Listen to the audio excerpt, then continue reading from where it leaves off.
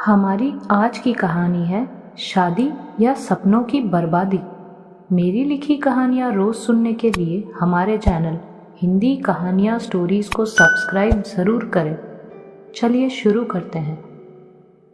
जया एक होनहार स्टूडेंट थी। उसके होते हुए कोई भी क्लास में उससे आगे नहीं बढ़ सकता था।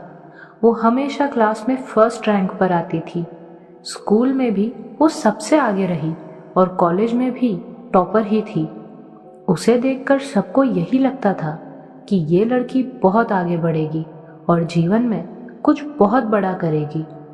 सभी को यही उम्मीद थी कि वो एक अफसर बनेगी। जया खुद भी पढ़ लिखकर अफसर ही बनना चाहती थी। लड़कियों की तरह रहना, सजना संवरना तो जैसे उसे आता ही नहीं था। पढ़ाई के अलावा उसने कभी कुछ नहीं किया था। कॉलेज खत्म होने के बाद वो कंपटीशन एग्जाम की तैयारियों में लग गई और पूरी तरह से उसमें डूब गई।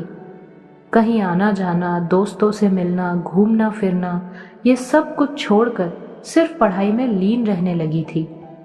इसी बीच जया के लिए एक रिश्ता आया। घर परिवार और लड़का तीनों ही बहुत अच्छे थे। मना करने की कहीं कोई गुंजाइश ही नहीं थी। ऐसे में जया के माँ बाप को लगा कि इतना अच्छा रिश्ता हाथ से निकल न जाए, इसलिए उन्होंने भी इस रिश्ते में रुचि ली। लेकिन जया तो शादी करना ही नहीं चाहती थी, क्योंकि अभी उसे पढ़ना था, अफसर बनना था, अपने लक्ष्य को पाना था, जिसके लिए वो दिन रात मेहनत कर रही थी।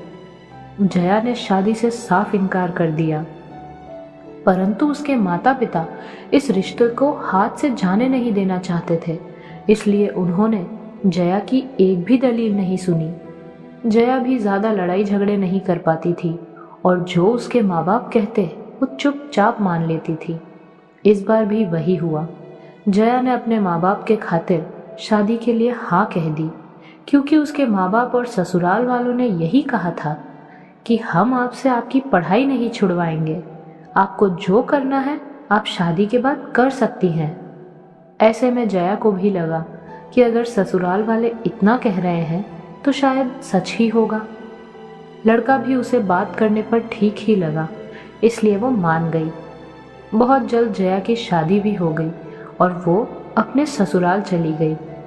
बस यहीं से जया की जिंदगी ने पूर्ण रूप से एक ऐसा मोड़ ले लिया जो वो कभी सोच भी नहीं सकती थी।